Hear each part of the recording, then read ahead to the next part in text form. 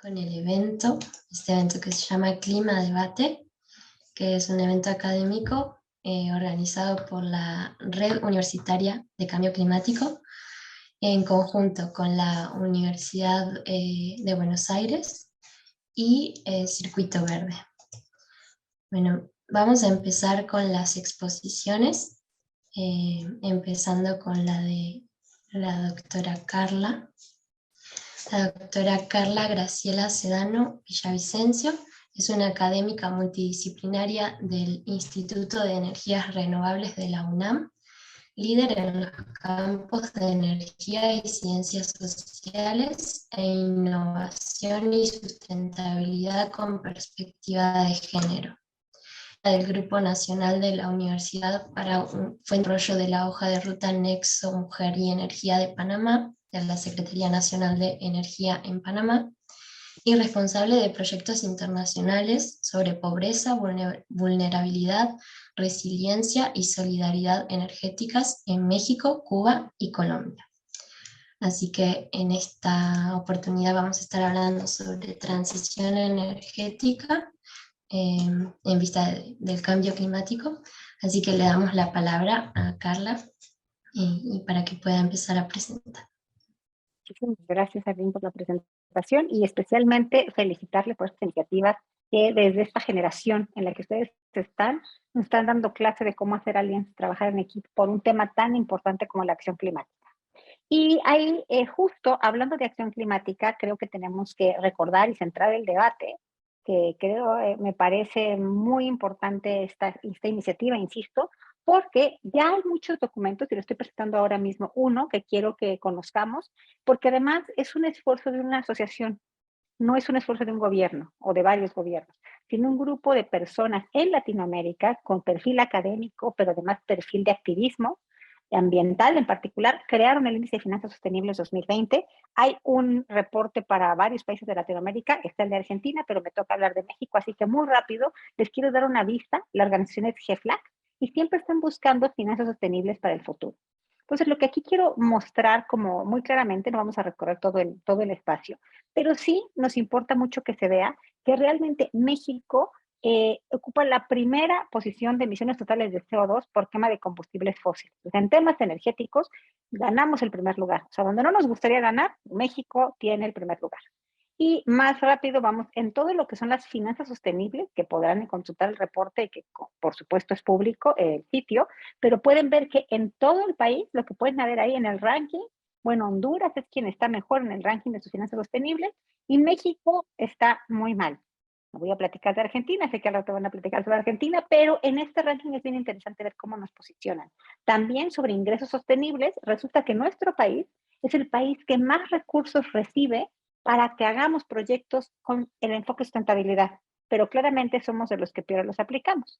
Y bueno, ahí pueden ver los ingresos en actividades de carbono intensivas, también tenemos, es muy malo tener el segundo lugar en ese ranking y solo Ecuador nos gana. Entonces, si se fijan, somos un país de altos contrastes, donde deberíamos de poder hacer mejor las cosas, pero no lo estamos haciendo. Entonces, en temas de ranking en estos 21 países de Latinoamérica, México no está bien, a pesar de que somos el país que más recursos internacionales recibe para poder hacer las cosas de mejor manera. Y bueno, lo que nos trae hoy a la mesa de discusión es no nada más hablar de la posición en la que estamos desde el punto de vista de sustentabilidad y en lo mal que está nuestro sistema energético en ese sentido, sino también el impacto social. Y ahí les dejo esta diapositiva donde pueden ver cómo realmente, pues sí, tenemos la mayor población, ¿no? De los países. El desempleo es alto, ¿no? Estamos en el lugar 17, entonces se puede ver que sí tenemos temas que tenemos que trabajar y entender que el problema climático es parte de un gran problema. Y esta es la última parte del reporte que les voy a enseñar. Quiero que vean cuáles son las emisiones de gases de efecto invernadero que emitimos por sector en nuestro país. Como pueden ver, el 71% de esas emisiones, es decir, el mayor daño climático que hacemos, es por el sector energético. El problema que tiene México es cómo manejamos nuestro sector energético. Y como pueden ver, ganadería aporta, ¿no? Sabemos que es un tema. Las fuentes agregadas también aportan, los residuos aportan, los procesos industriales aportan, pero no se compara con el daño que hace nuestro sector energético. Y por eso me parece importante que hoy, que es la plática sobre transición energética, sobre acción climática, cambio climático y los impactos, tocáramos este tema. Entonces, así, lo que les quiero mostrar es esto, y ahora vamos a hacer el zoom in a cómo está nuestro sector energético. Eh, Me gustaría tener mejores noticias hoy, ¿no? Porque además en México no es una sorpresa que tenemos toda una discusión a nivel políticas públicas, que es donde los grandes temas se mueven y se manejan.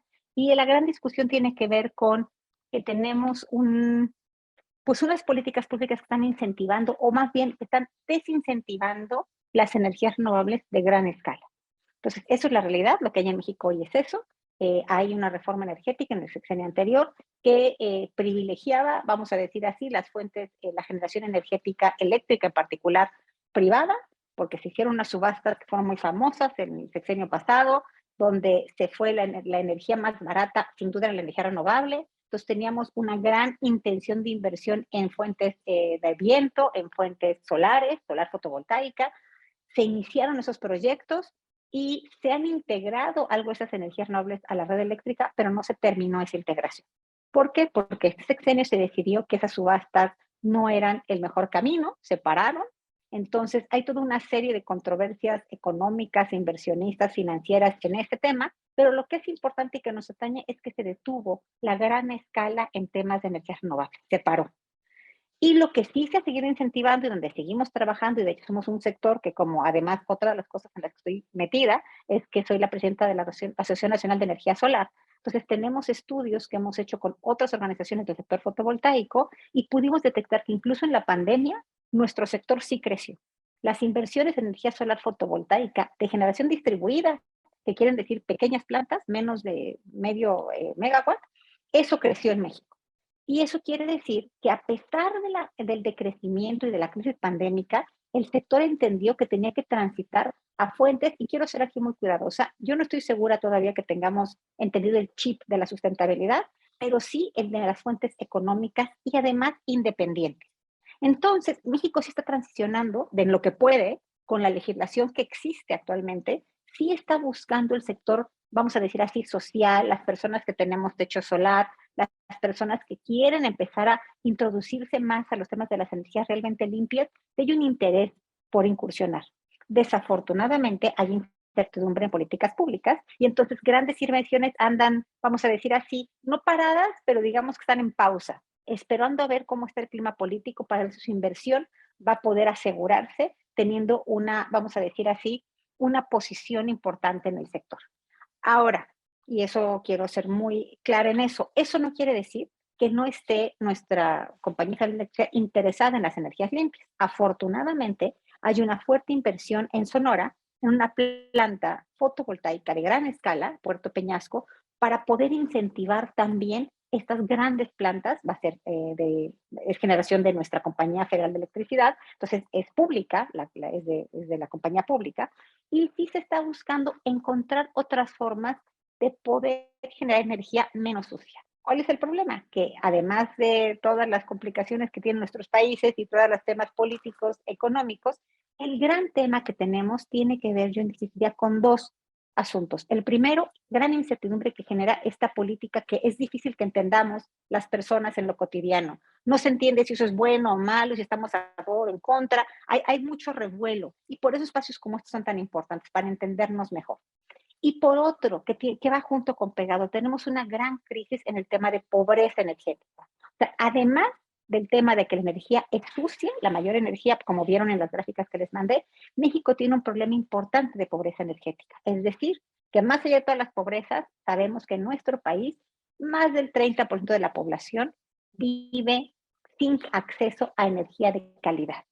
Eso implica que por un lado tenemos energía sucia, además tenemos energía que es intermitente de forma natural, no es por culpa de las renovables, sino que tenemos cortes de energía, nuestra red eléctrica es obsoleta, es fácil que tengamos fluctuaciones energéticas durante el día y que esto implique tanto problemas en nuestros equipos como en nuestra vida cotidiana, pero además una gran parte de la población no tiene suficiente energía para poder tener la vida a la que aspira. Entonces, si nosotros juntamos estos temas, podemos ver, y aquí es algo que queremos proponer, y en eso me voy a llevar los últimos 3 minutos, queremos proponer ver a las energías renovables como una le decimos ahora capturar varios carbonos de un suspiro, para no andar matando pájaros a pedradas, ¿no? Entonces, lo que podemos hacer es capturar muchos carbonos en una suspirada. ¿Cuáles? Atender pobreza energética, que es un gran malestar, porque eso atenta contra el nivel socioeconómico y cultural de las personas. Entonces, ese sería el primero. El segundo, y más importante a nivel general, podemos tener una generación energética que evite esta emisión de gases de efecto invernadero. Y tercero, tenemos el talento y el capital humano en México formado, así como ustedes, hay mucha juventud formándose en energías renovables. Entonces ya tenemos personas certificadas en el sector, personas que están estudiando este tema. Entonces hay que aprovechar esta oleada de generación de empleos verdes para, insisto, poder ver un tema de desarrollo económico regional, porque esa es la otra bondad. Las energías renovables, en particular la solar fotovoltaica, puede tener esta capacidad de tener generación regional. Y es cierto que hay temas de almacenamiento y lo que mal llamado intermitencia, que es variabilidad, que viene la nube y disminuye la generación, pero al final esas variaciones de la solar fotovoltaica o de la eólica se pueden contender con una red eléctrica inteligente. Y yo creo que ahí es donde quiero enfatizar. Esta inteligencia de la red, podemos ver ahorita en el cómputo y las telecomunicaciones. Si pudiéramos ver cómo está transitando esta conversación en la red, en el éter, ¿no? Podríamos ver que hay muchos canales de información que van llevando mi imagen, llevando mi sonido, el de ustedes. Y esa gestión ya somos expertas haciéndola a las personas.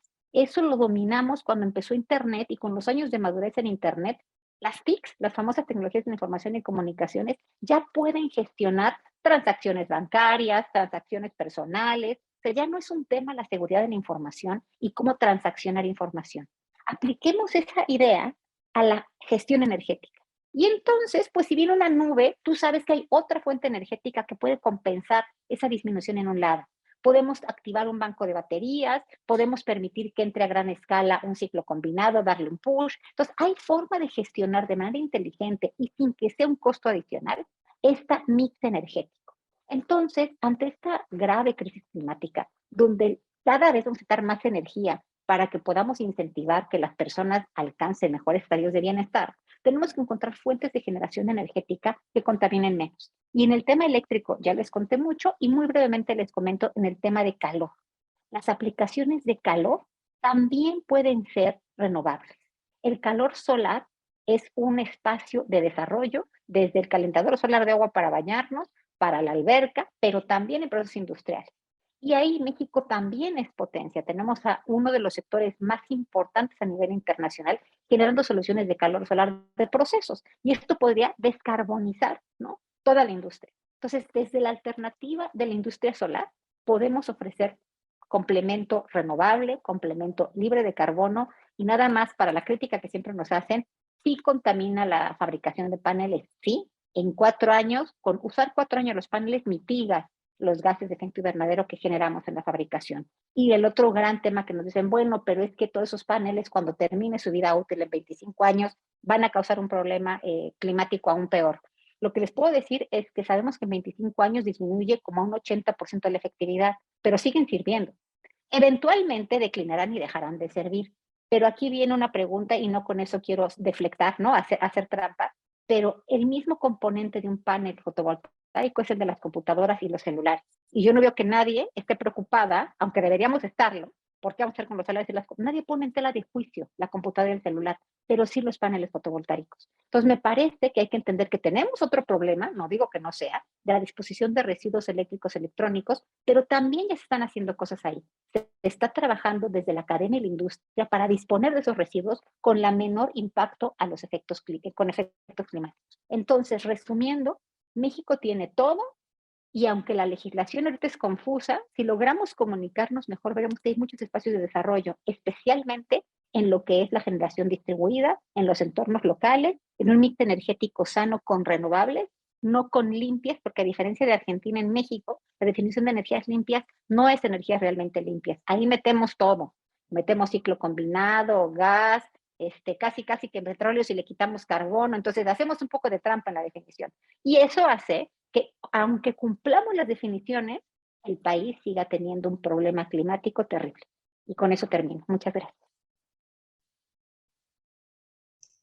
Bueno, muchas gracias, Carla. Muy interesante y muy claro también.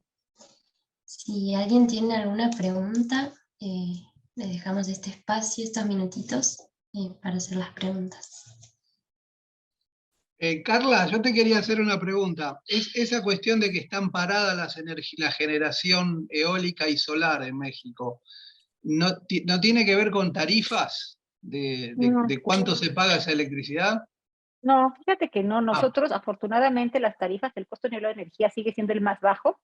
La razón de que se paró es que nuestra compañía federal, bueno, nuestra Secretaría de Energía decidió que no quería que ingresasen más energías renovables a la red y que los proyectos pararan sus pruebas por temas de confiabilidad de la red eléctrica. Y ahí también insistiendo, es una confiabilidad que nunca se ha puesto en riesgo, pero si la compañía federal principal te dice aguas por la confiabilidad, pues se para todo, porque confiabilidad es la gran palabra en temas energéticos, ¿no? Desafortunadamente, entonces, ese beneficio en el propio recibo eléctrico que las personas esperábamos tener con estas reformas que incentivarían más energías renovables, pues no se han podido ver porque tienen este paro del avance de las renovables en gran escala, insisto, se detuvo hace un par de años. Entonces, actualmente la gente dice, oye, pues mi recibo no ha bajado, no, porque no alcanzamos a ver el efecto de esas grandes plantas, ¿no? Aún, o sea, si no se echan en marcha y no se recibe la energía ahí, pues no puedes ver lo que no se ha puesto, ¿no? Entonces, de alguna forma entramos en estas paradojas tipo, ¿no? Así un poco fatalistas, estos temas de Cassandra, ¿no? Que es pues sí, la propia la profecía se cumple. Las energías renovables no se están abaratando porque no se dejan ingresar de manera masiva.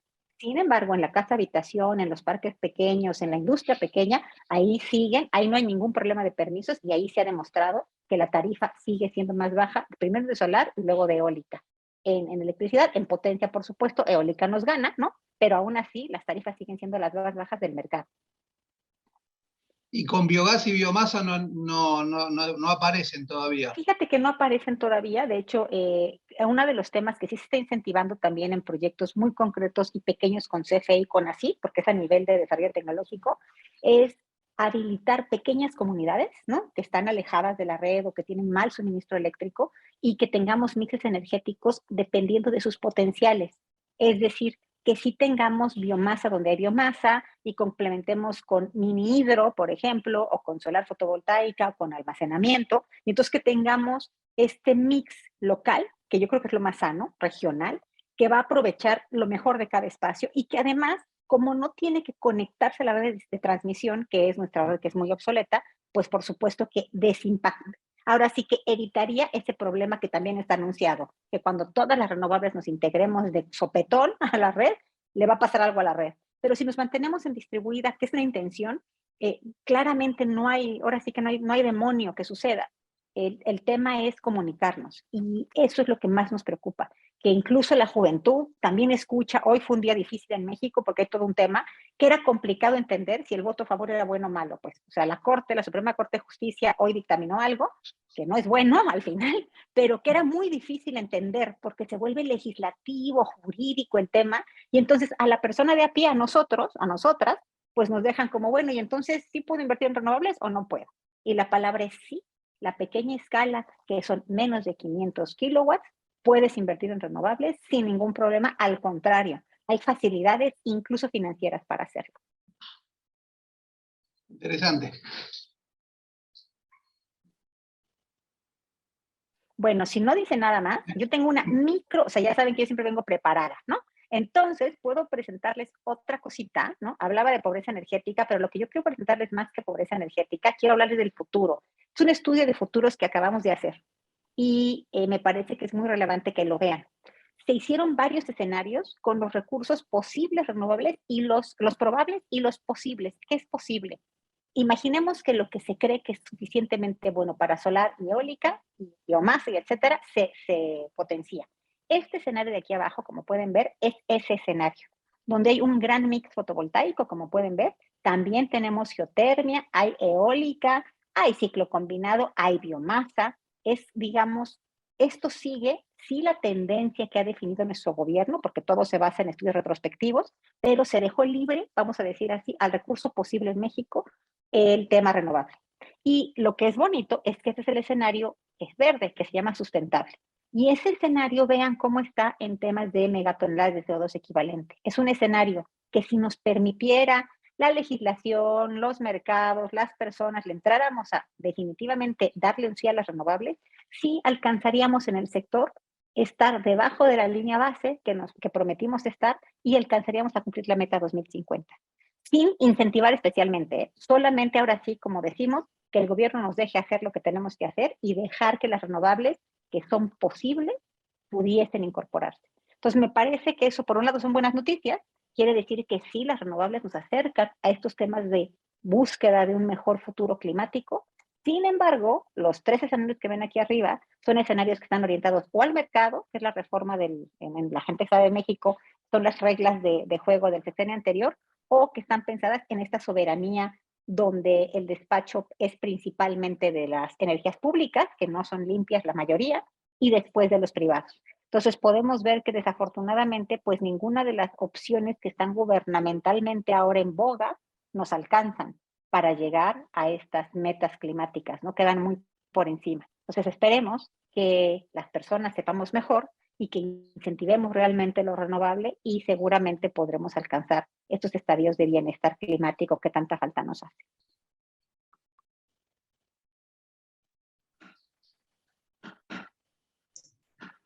Muchas gracias. De nada. Sí, bueno, a mí me gustaría preguntarle también algo rápido. Sí, porque bueno, ahorita como lo que mencionó de que las energías renovables, bueno, las fuentes están como distribuidas, ¿no? Entonces, por ejemplo, que, bueno, nada más para que el público sepa, yo también soy de México, y bueno, acá tenemos de que muchas comunidades en pobreza están precisamente aisladas, pero precisamente las fuentes de energía renovable al estar distribuidas en el territorio, tienen disponibilidad de varias incluso, como había dicho. ¿Cree que con estas fuentes, digamos, se pueda sacar, digamos, de pobreza energética? Sí, definitivamente la respuesta es sí, y creo que esa es una de las grandes ventajas. Y te voy a decir por qué. Porque el mitigar o atender la pobreza energética, desde la forma en la que la vemos en la academia, como saben, es a lo que me dedico. Ahora sí que de eso sí sé, ¿no? Entonces, la forma de mitigarla creemos que va en 2 sentidos. En acercar fuentes que localmente sean explotables, como las renovables, pero además en acompañar las comunidades en su gestión energética desde su conocimiento de la región. Es decir, no llegar a imponer versiones occidentales o del Global North a una comunidad que realmente no está en esa dinámica. Y voy a poner el ejemplo de la plancha. Yo no sé ustedes, pero yo en pandemia no he planchado nada, porque planchar no tiene ningún sentido, o sea, ¿como para qué? ¿No? Pues si nada más me ven de aquí, nadie se da cuenta si está arrugado mi pantalón o mi falda, entonces no plancho.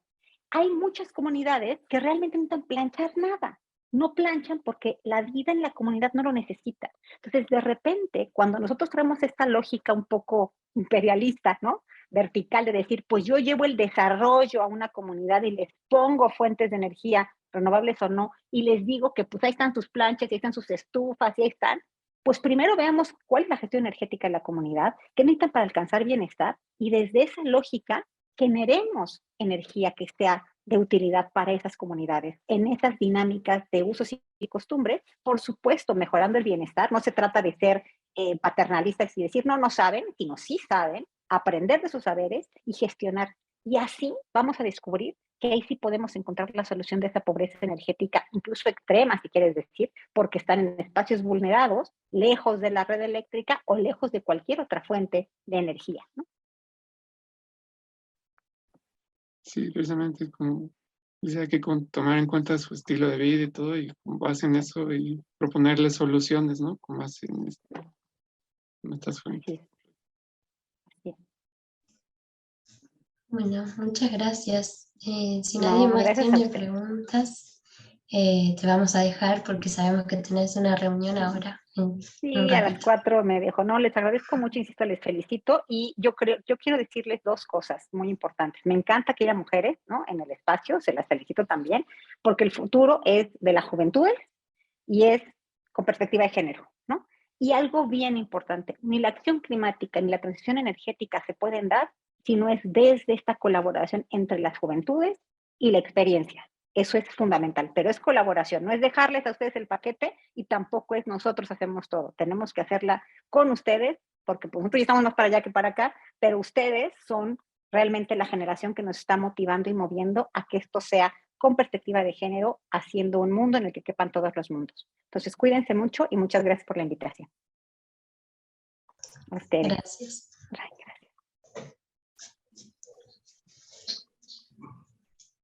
Bueno, vamos a continuar entonces ahora con la siguiente ponencia, que va a ser Diego Wagner.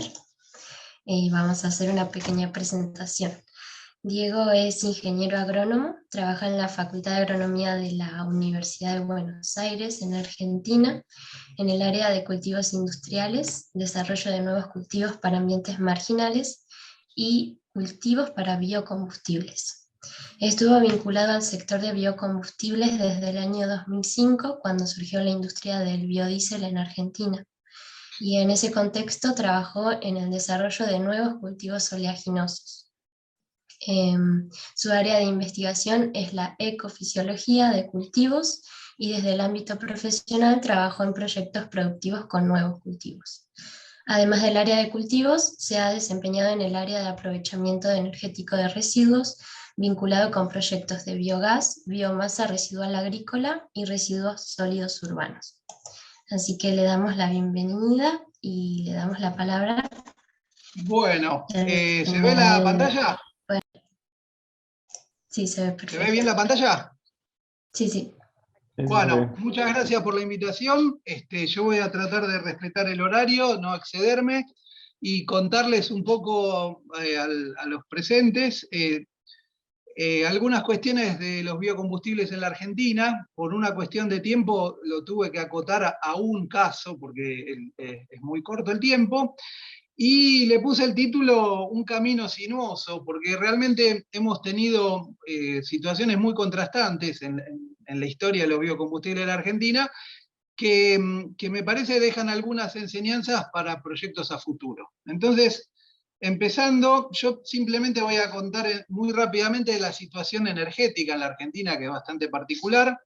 Si uno ve en esta figura, es más o menos, vamos a hacer en dónde estamos parados con el mundo de los fósiles.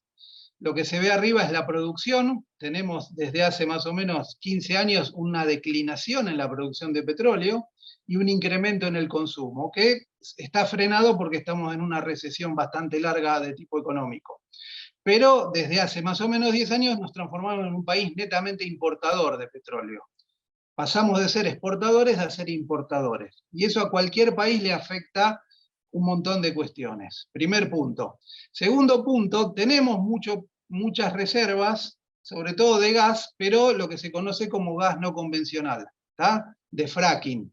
Entonces, lo que uno ve en estas figuras, es de la cuenca más importante, lo que está en color clarito, es lo que se está produciendo mediante la tecnología de fracking, y lo que está en color oscuro es el convencional. Dentro del mundo de los fósiles hay una reconversión hacia esta forma de extraer el petróleo, que es más cara.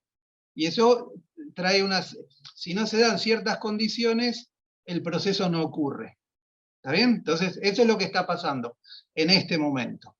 Por otro lado, si uno mira estas dos cosas, hay una cuestión que se llama balanza comercial energética, es cuánto le entra a un país por la energía que vende y cuánto por la que compra. Y desde el año 2010-2011 tenemos saldos negativos. Lo que se estima de este año va a ser cercano a los 6.000 millones de dólares, el diferencial de energía, que en un contexto de crisis económica es quizás el principal problema económico hoy que tiene la Argentina, cómo comprar esa energía. ¿Está bien? Y lo último, por eso una de las preguntas que le había hecho a Carla, nosotros tenemos un marco tarifario bastante complejo, bastante confuso, porque se subsidia la energía o algunas áreas de energía. Lo que uno ve acá es en la figura de la izquierda, el gasto en subsidio, la plata que pone el Estado para que la energía sea más barata, sobre todo la energía eléctrica.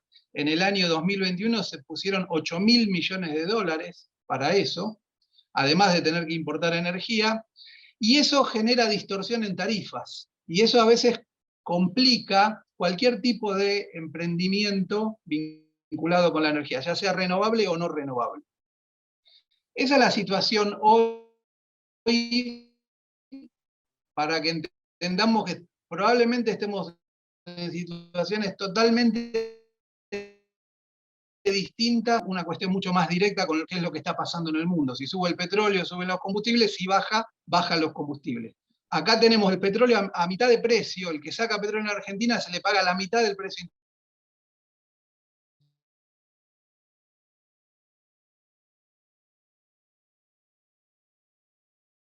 internacional. Y eso es un desequilibrio con los fósiles. ¿Cómo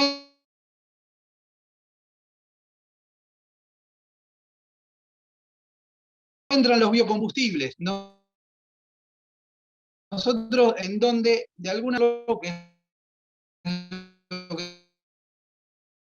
que tiene más ley, en el año 2000 se empezó a aplicar en el año 2010, que establecía la obligación de uso de 5% de bioetanol y 5% de biodiesel. ¿Está bien?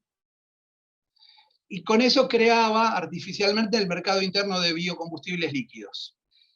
A partir de esa ley, ¿qué es lo que pasó? Esta es la producción de bioetanol. Fíjense que no importa los números, pero casi que multiplicamos por 8 la producción de bioetanol en un periodo muy breve, en 5 años. Y básicamente en el 2010 solo producíamos bioetanol con caña de azúcar y se empezó a producir a partir de maíz, que es un modelo que todavía hoy está.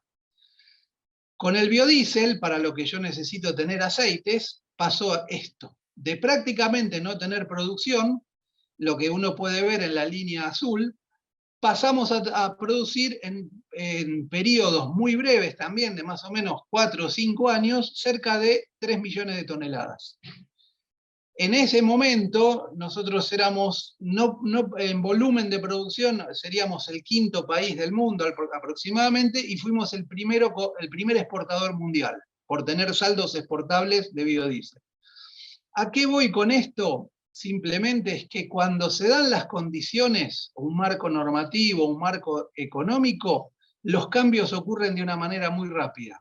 Si aparece el negocio y se dan las condiciones para que aparezcan los actores, estas cosas se producen de una velocidad impresionante.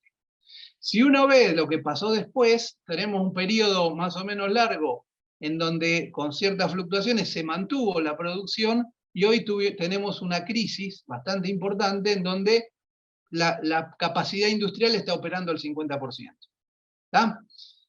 ¿Por qué se dio esto? En el caso del biodiesel, ¿qué aceites produce la Argentina? La Argentina es un gran productor de aceite de soja, un gran exportador de aceite de soja, y en el negocio del biodiesel, el 85% del costo del biodiesel es el aceite. El que tiene el aceite tiene el negocio. Entonces, ¿a qué viene esto? Cada país es fuerte en distintas materias primas. Probablemente México sea mucho más fuerte en producción de maíz. Entonces, cualquier cosa vinculada con la producción de bioetanol, de maíz, o lo que pase en ese rubro, va a tener más impacto, va a tener más chance de funcionar en México que querer imponer algo en donde la materia prima es difícil de conseguir. ¿Está? En el caso nuestro era lógico que pasara esto porque tenemos mucho aceite y un aceite barato, en grandes volúmenes. Ahora, acá viene un poco lo que uno quisiera transmitirles de tratar de aprender. Somos latinoamericanos, tenemos una tendencia a no respetar las normas en general o a no sostenerlas en el tiempo. ¿Qué fue lo que pasó en la Argentina con el biodiesel?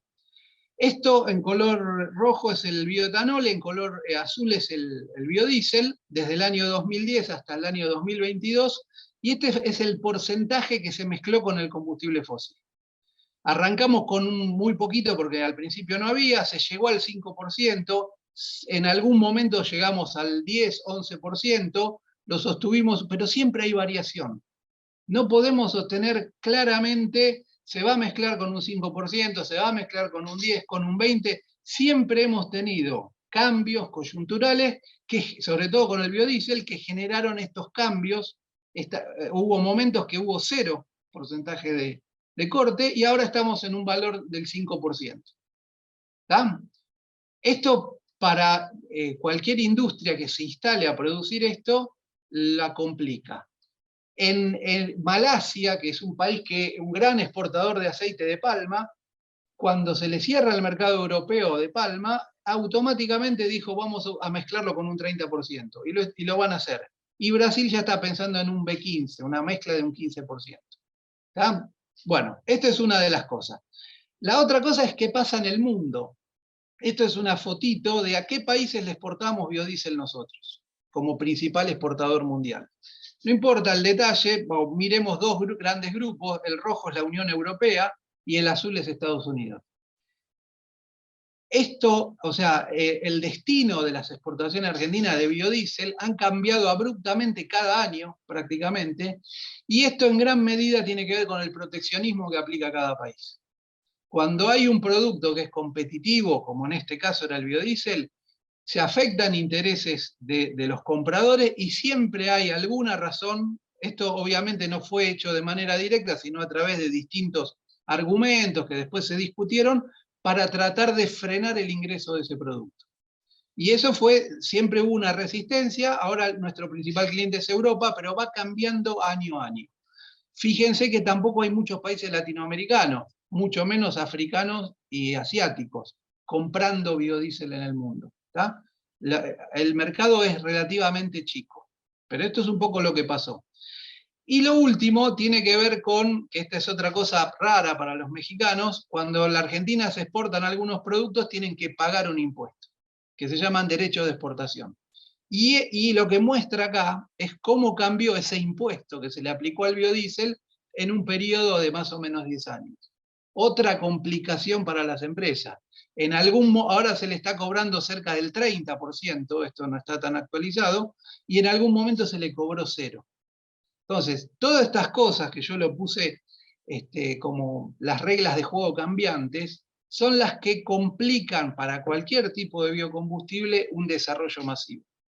Y esto es, por lo menos en la Argentina, es una película que cada año hay un capítulo nuevo y algo nuevo que está pasando. Entonces yo las clases, por lo menos, no me aburro porque todos los años tengo que cambiar un poco, contar lo que está pasando. Si vamos a la dimensión ambiental, y este es otro tema interesante, para cualquier producto, pero para el único que hoy se certifica en la Argentina emisiones de gases de efecto invernadero es el biodiesel. Son los biocombustibles que compra Europa.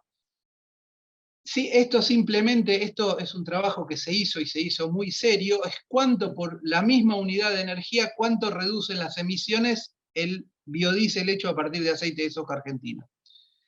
En los datos que hay serios hablan de que con respecto al diésel fósil reducen un 73%. Y eso hoy es algo que los mercados lo están pidiendo y que hay que certificarlo y que es un área de trabajo para un montón de consultoras que se dedican o se pueden llegar a dedicar a este tema. Pero para tener estas reducciones hay que optimizar lo que es la etapa agrícola, lo que es la etapa de transporte y lo que es la etapa industrial. Porque si uno hace mal estas cosas, aumenta la huella de carbono de cualquier producto, en este caso de biocombustible. ¿Está? Y contarles un poco que todo esto no es neutro, esto tiene un volumen grande en la Argentina y genera conflicto de intereses necesariamente. Entonces, les pongo algunas tapas de diarios, esto es del 2020, tenemos las provincias agrícolas, las que producen soja y maíz, que les interesa que se use más biodiesel, o debería interesarles. Esas provincias, por ejemplo, hicieron pruebas de uso masivo de biodiesel puro o biodiesel al 25%, como para demostrar que se puede usar puro sin ningún problema. Y la puja política era por demostrar eso y que se use cada vez más. Por otro lado, están o las provincias o los estados, como es en México, que son los estados petroleros, que tienen otros intereses, lo mismo que las empresas petroleras. En esos casos, en el mismo momento se quejaban y proponían rearmar esta ley de biocombustible para reducir el uso. ¿Tá? Entonces, esos conflictos van a aparecer indefectiblemente en cualquier lado, ¿tá? Intereses contrapuestos. ¿Qué pasó? El año pasado esta ley perdió vigencia, porque tenía vigencia de 10 años, se sancionó una nueva ley, que es esta de acá, que va a tener otros 10 años de vigencia, en donde pareciera hecha muy a favor de las petroleras, en donde se bajó el porcentaje de uso de biodiesel. Ya por ley, antes llegaba al 12%, ahora por ley el máximo es 5%. Es un retroceso con respecto a todos los compromisos que asumen los países en términos de reducción de gases de efecto invernadero. ¿Qué está pasando ahora, en este momento en la Argentina? Que ahora que es donde se está cosechando la soja y el maíz, que hace falta mucho gasoil, no hay gasoil. Hay un gran problema de desabastecimiento, no, justamente por toda esta cuestión de precios diferenciales, y etcétera. Estamos en un contexto que hay alarma por falta de gasoil, de gas y de electricidad ahora en el invierno. Entonces, y estamos importando eso. Es muy paradójico que en un momento que el 3/4 del dinero que le entra a la Argentina de exportaciones viene de la soja y el maíz, o del campo básicamente, y sin este insumo no se puede levantar la cosecha. Entonces, estamos en una situación muy paradójica en donde distintas cuestiones del mundo de los fósiles, en este caso, están haciendo peligrar el principal ingreso por exportaciones de la Argentina. Y esta es una noticia de ayer. Lo que hicieron en ese contexto es aumentaron el precio un 25% para el biodiesel para tratar de subsanar este problema que tenemos de faltante. ¿tá? Entonces, al margen bueno, esto es simplemente una foto para mostrarles la complejidad que tiene el tema, ¿no? Hay una capacidad industrial, hay una posibilidad de abastecer a una necesidad real, y hay tantos intereses que terminan trabando el normal funcionamiento de distintas industrias. Ahora, muy breve, y no sabemos cómo va a terminar esto. Se está hablando de sacar una nueva ley o discutir una nueva ley, porque esta tiene sus fallas, evidentemente. Hay una cosa que se está hablando mucho en este momento, que es el tema del biocombustible para aviación. No sé si ustedes lo escucharon alguna vez, lo que es el biojet. Y esto no pasa por las regulaciones de los gobiernos, al menos hasta ahora. Hay un organismo que se llama IATA, que reúne a la aviación comercial, que dijo: nosotros vamos a emitir la mitad de lo que emitíamos en el 2050, vamos a emitir la mitad que lo que emitíamos en el 2005. Y parte de eso es usar un porcentaje creciente de biocombustible para avión. Eso hoy se están instalando las plantas de fabricación de este biojet. En la Argentina no hay, pero muy cerquita en Paraguay se está instalando una planta muy grande que va a demandar mucho aceite para fabricación de biojet. El biojet se puede hacer de distintas maneras, con distintos procesos, es una química más compleja. Una de las maneras es a través de aceites vegetales. ¿Está bien? A través de este proceso. Otras puede usar biomasa, otras puede usar alcohol. Lo que tiene de desafío interesante es que lo que está en esta figura es la producción mundial de aceites y grasas. Más o menos estamos cerca de las 215 millones de toneladas. La aviación consume 360 millones de toneladas de combustible. Si el objetivo de IATA es la mitad, hacerlo con biocombustible, y se usa el aceite, no alcanza, o en ese caso consumiría una gran cantidad de los aceites vegetales disponibles para ese destino. Y eso genera una gran incertidumbre de dónde va a salir el aceite para hacer eso. Y ahí, en ese contexto, es que se habla de los biocombustibles de segunda o tercera generación. Les cuento muy breve, y el concepto que hay ahí es decir, produzcamos aceites o azúcares u otra cosa sin afectar la producción de alimentos. Que en los papeles es muy lindo y en la práctica es más complejo de implementar. No abundan las historias de éxitos en eso. Les cuento un poquito en qué estoy trabajando yo, tres diapositivas, y después, pero que no quiere decir que sea lo único, ¿no? Nosotros estamos trabajando con una palmera que llega hasta la Argentina, pero llega a México, hasta en el sur de Estados Unidos, se llama Acrocomia, que tiene potenciales de producción parecidos a la palma aceitera, pero que no requiere climas tropicales, como la palma aceitera. Aguanta heladas, aguanta condiciones subtropicales, y Brasil es líder en esta investigación. Paraguay lo viene explotando hace 50, 60 años para otra cosa, y nosotros nunca habíamos hecho nada. Entonces, ¿cuáles fueron los pasos que estamos siguiendo? Remando bastante solos, con bastante poco apoyo. Es, primero, decir qué es lo que tenemos acá. Evaluar los recursos genéticos nativos. Esto es en Corrientes, con un estudiante de la facultad. Estamos viendo qué es lo que hay acá. no puede ser, es distinto a lo que tienen los brasileros. Ni mejor ni peor, es distinto. Pero para aprovecharlo hay que conocerlo. Estamos haciendo las plantaciones. Ya tenemos 3, 4 años de plantaciones para empezar a evaluar productividad.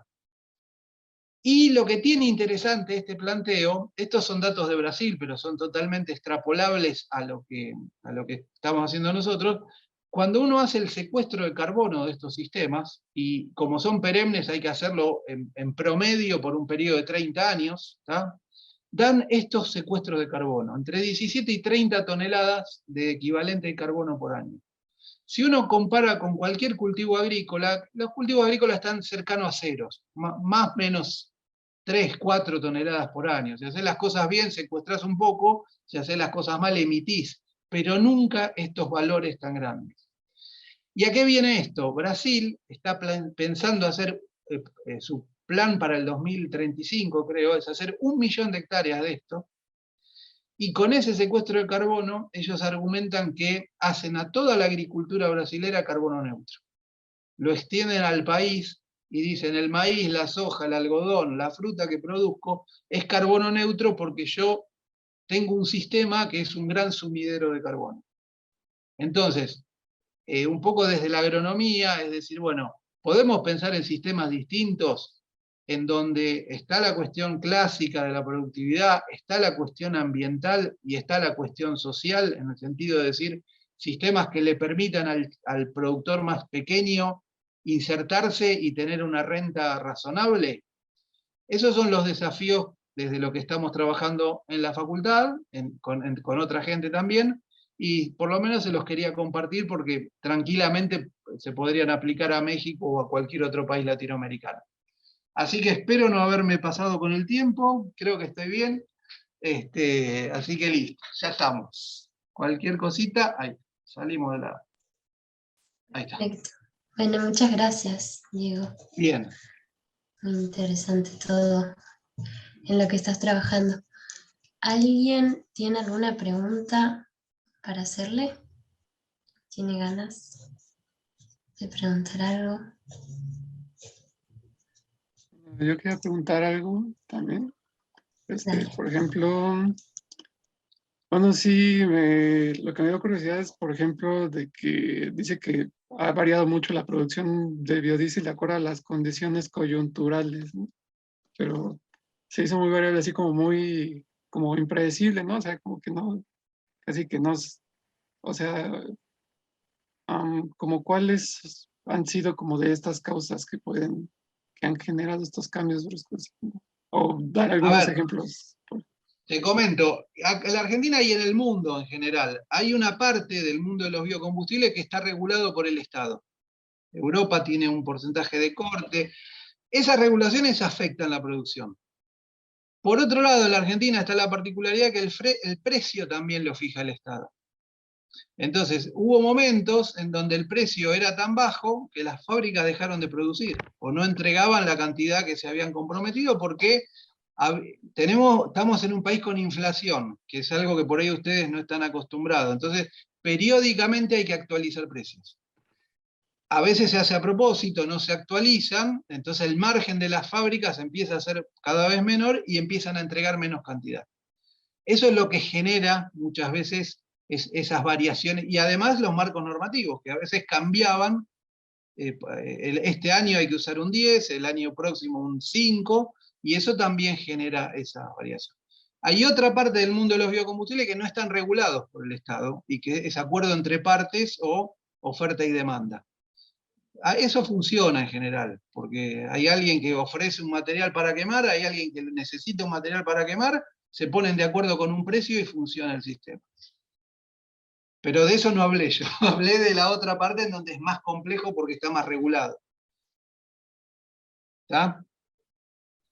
Entonces también, digamos, tiene un peso importante la parte de políticas públicas también actualmente en el campo de biocombustibles allá en Argentina. En este caso sí, altísimo.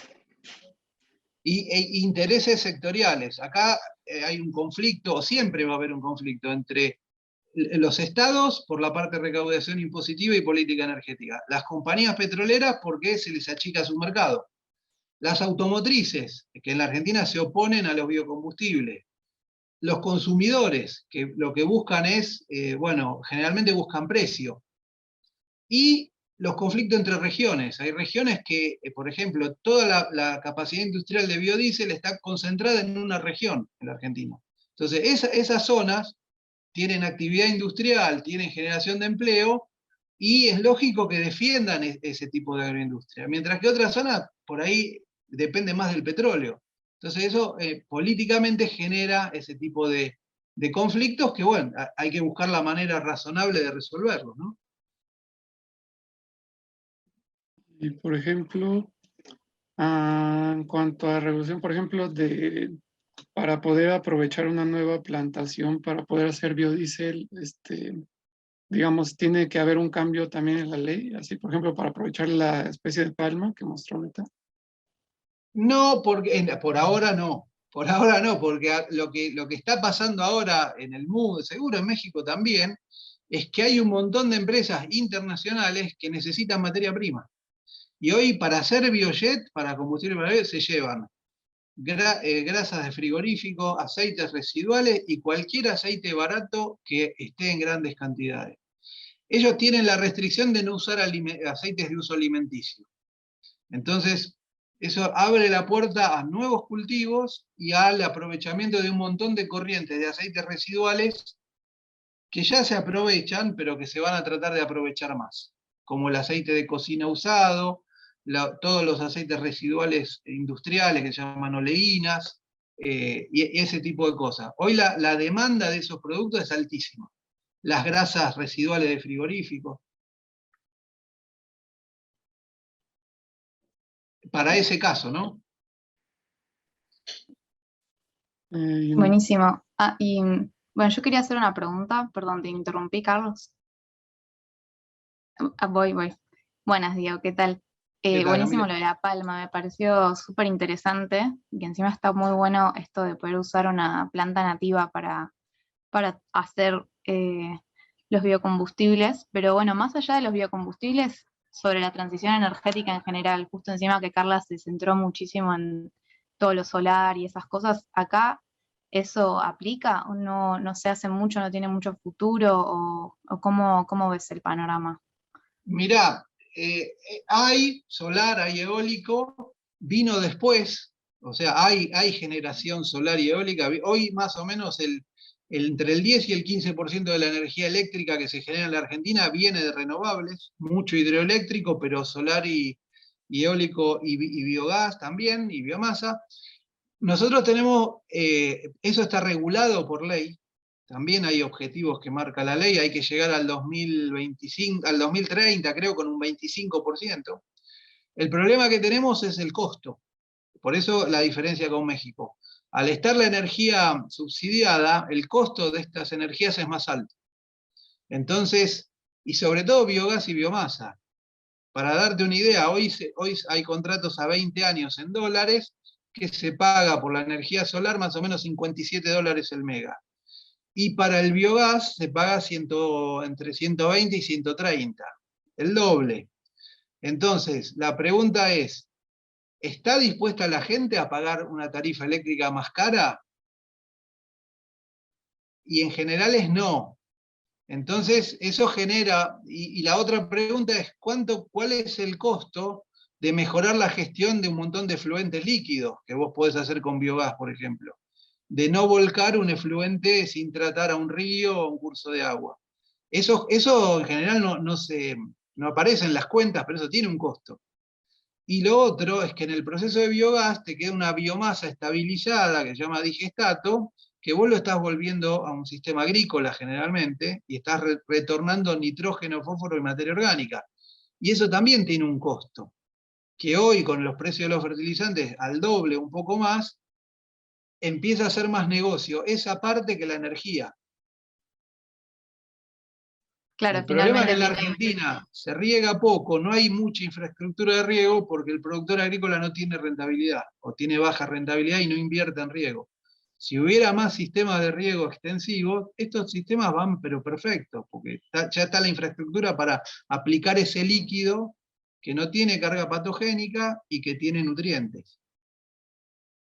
Entonces, bueno, es todo una cosa. Sí, no daba el tiempo, pero en Argentina se han dado etapas. Primero vinieron los líquidos, después vino el biogás y la biomasa, ahora está todo parado, pero eso va cambiando con las realidades, con los cambios de gobierno, etc. Digamos, se ha dado para hacer un número, ¿no? En la Argentina con biogás se generan 35, hay una capacidad instalada de 35 megawatts. ¿Está?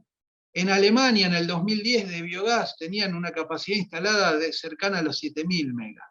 Y Alemania en superficie es, no sé, un quinto nuestro. O sea, tenemos mucha biomasa que podríamos aprovechar en distintos procesos, y porque no se dan las condiciones para invertir en infraestructura industrial en plantas de biogás, lo estamos desaprovechando. Entonces, no es solo describir la tecnología, es decir, ¿por qué en Europa le sacan biogás absolutamente a todo? Casi, creo que no debe haber residuo que no pase por un biodigestor, y más ahora con el problema que tienen con la provisión de gas ruso. En Latinoamérica estamos muy lejos de eso. Y bueno, ojalá en algún momento la cosa empiece a funcionar. Son inversiones caras, ese es el problema. Totalmente, bueno, muchas gracias, Diego. No, nada.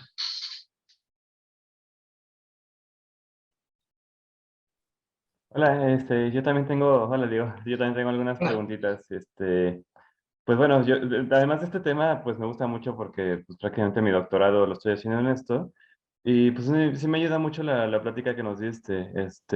Lo que mencionabas de biodiesel, de sus reducciones con respecto al diésel convencional, ¿estás hablando Sí. de solamente el biodiesel en sí o las mezclas? ¿Lo de la reducción de emisiones? Ujú. No, eso es solo el biodiesel puro. O Ok. sea, tiene una huella de carbono un 73%. Si te interesa, te puedo mandar el estudio, que fue un estudio. Eso se tuvo que discutir con la Unión Europea a nivel embajadas, porque era un argumento por el que los europeos o no nos compraban o nos pagaban menos. Ahora, si tú usas aceite de cocina usado, la huella de carbono de ese biodiesel es todavía más baja. Entonces, hoy ese aceite residual vale porque uno está comprando secuestro de carbono. Ok. Sí, no, y es ¿Ah? que justamente el detalle era eso, ¿no? Porque yo, honestamente, viendo todo este panorama, yo le apostaría más a la cuestión de las mezclas por varias aristas. Una de ellas, pues, es justamente qué tanto se puede obtener de cualquier material, ¿no? O sea, ya sea de los de primera generación, que es prácticamente todo lo que estás mencionando de cultivos, o de segunda generación, que simplemente son cualquier producto que sea lignocelulosa, o en el caso del aceite usado, ¿no? Cualquiera de ellos, o sea, cualquiera de los plantas mencionados, yo, por lo que he visto hasta ahora y por lo que he leído y demás, no estoy muy seguro que se pueda cubrir una demanda de 100% de lo que actualmente y tanto ocupamos como vamos a ocupar de diésel en sí.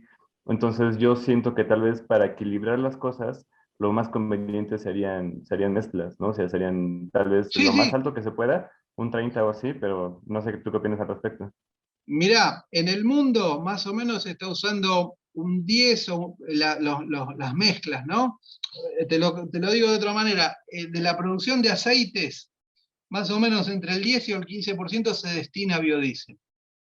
¿Está bien? No es que hoy hay, y no hay mucha expectativa de que crezca.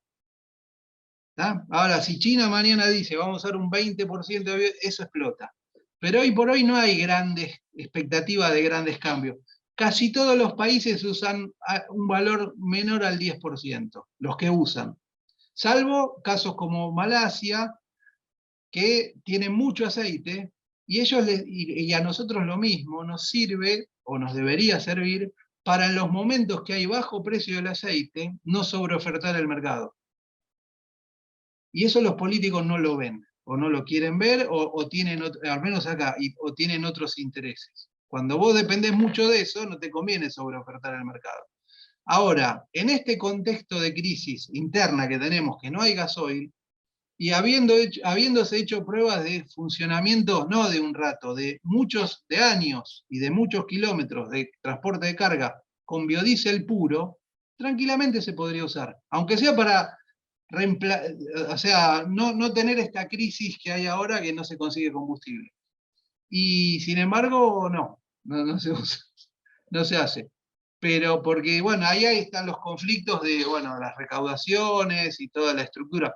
Países como Brasil, por ejemplo, o Paraguay, en menor escala, tienen un surtidor de combustible que vende alcohol puro para los motores nafteros, y un surtidor de combustible que vende, ¿cómo le dicen ustedes? Gasolina, nosotros le decimos nafta, gasolina mezclado con casi un 25% de alcohol. Entonces, hay países que Brasil es el rey del alcohol en el mundo. Bueno, es lógico que ellos usen muchísimo más porque es un producto que ellos tienen a nosotros no, con alcohol. Apenas alcanza para cubrir el consumo interno, que es poquito. No tenemos saldos exportables. Pero Brasil es el gran exportador mundial de alcohol. Entonces es lógico que su matriz energética de combustibles líquidos tenga un rol importante. No sé si te respondí. No, sí, de hecho, estaba ahorita anotando, pero sí me parece bastante interesante, ¿no? Porque además, o sea, justo ahora que mencionaba todo esto, pensaba también en la parte de los motores, ¿no? O sea, porque realmente yo creo que la mayoría de las maquinarias que utilizan actualmente diésel, pues buscar una manera en la cual no se tengan que modificar o que se tenga que hacer algún tipo de cambio para que se pueda seguir utilizando este biodiesel sin que afecte el funcionamiento en sí del motor, porque si no sería, o sea, vamos a hacer un desperdicio, o sea, tendríamos que cambiar toda la infraestructura y eso, al momento en que hagamos ese cambio, pues se van a tener que tirar los motores que se tienen actualmente, ¿no? Y eso genera un desperdicio. Sí, esa es una discusión que hay. Digamos, está probado que no hace nada. Ahora, cuando uno usa biodiesel puro en un auto que venía usando el diésel de petróleo, se generan algunos problemas que tienen que ver con mayor remoción de residuos que había en el tanque de combustible. Eso tapa más los filtros, y ese tipo de cosas son pequeños detalles. Eso por un lado. Y lo otro que hay que hacer hincapié es que sea un biodiesel hecho con las normas de calidad de cada país. Porque hay muchos que fabrican biodiesel de manera artesanal, digamos, casera, y generalmente eso no está de acorde a las normativas. Y eso sí genera problemas en los motores. Problemas de corrosión, o otros tipos de problemas. Entonces, hay todo un tema de regulación de esto, que si no se respeta, empieza a haber problemas en los motores. Pero hay pruebas realmente de uso muy intenso y que no ha habido mayores problemas en los motores, sin modificaciones. Okay, sí, o sea, eran todas mis observaciones. Muchísimas gracias, Diego. No, de nada.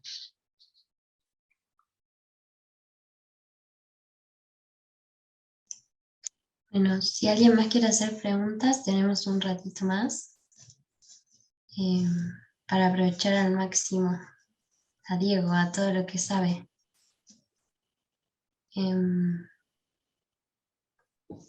Si no, bueno, yo le hago una pregunta, aprovecho. Bueno. Quería saber, bueno, de los aceites residuales, que es un problema grande para Argentina, por ejemplo, porque es muy extenso todo el país, el territorio, y para llevar a tratar esos aceites y convertirlos en biodiesel se necesita transporte, que es un gasto muy grande. Si hay algún estudio, tenés alguna experiencia de si esto es rentable o no, por ejemplo, para las provincias más lejanas del interior. Sí, el tema de las distancias es un problema para todo. Yo creo que en todos lados el mundo del aceite usado es una especie de mafia que siempre operó, porque siempre ese aceite fue para otras cosas, y que ahora, o de manera más reciente, se suma a este uso de transformarlo en biodiesel, que es la manera más razonable de disponer ese residuo, porque es un residuo que termina quemándose en un motor. Tecnológicamente se puede hacer, hay plantas excelentes, por lo menos en la Argentina, seguramente en México, en todos lados, excelentes que trabajan con ese material malo, de mala calidad, y obtienen un biodiesel de muy buena calidad. Inclusive hay proyectos ahora que se están ejecutando que extraen ácidos grasos de los barros locales y lo transforman en biodiesel.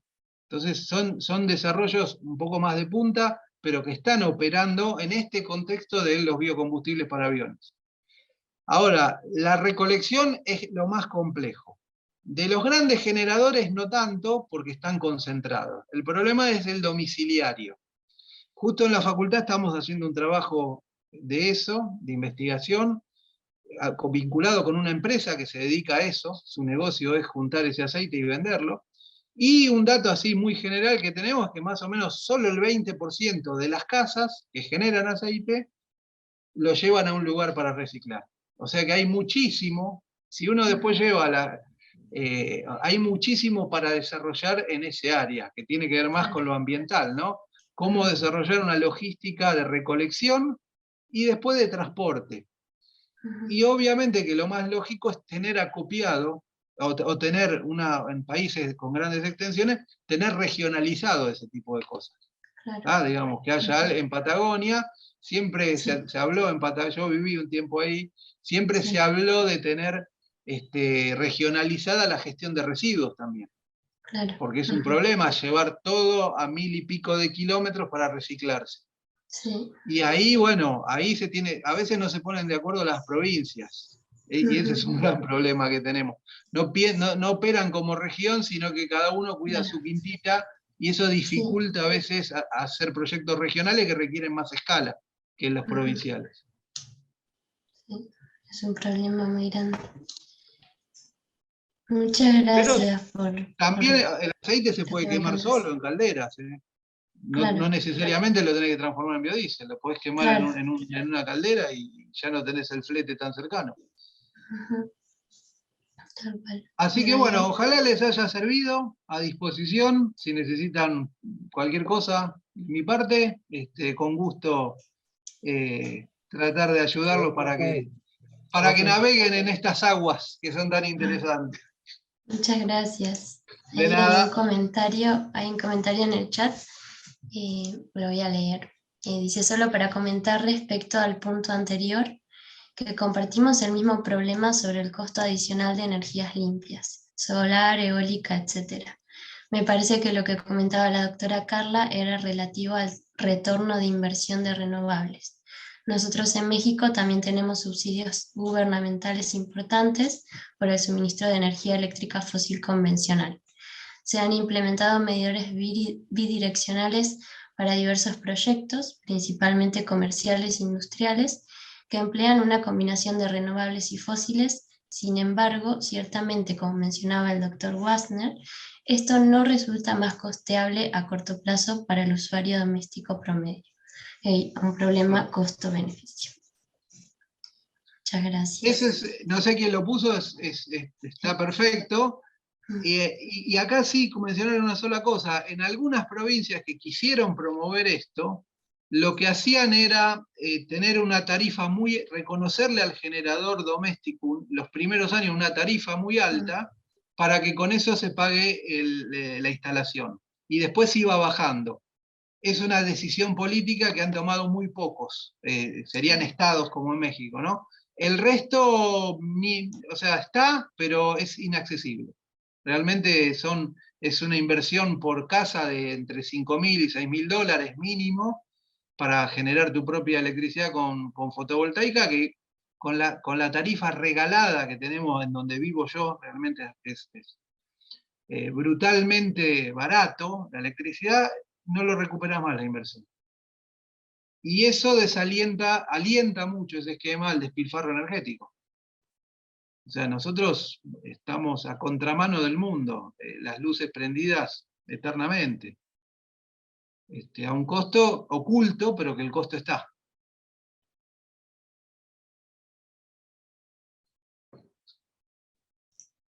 Tal cual. Lo bueno es que acá somos varios y de a poquito se va despertando esa conciencia en todos, yo creo. Bueno, si nadie más tiene preguntas o comentarios, podemos cerrar este conversatorio tan interesante que tuvimos hoy. Y bueno, mañana va a estar el foro de debate. Les van a compartir a sus mails las preguntas guía para que las tengan, de las cuales van a debatir en las reuniones. Les vamos a pedir que antes de entrar pongan su nombre, editen el nombre con el país y bueno, en qué eje van a participar. Así que vieron que hay 3 ejes, así que este es el de transición energética. Y bueno, gracias por participar y por estar y quedarse todo el rato. Gracias. Y bueno, a los expositores también. Muchísimas gracias.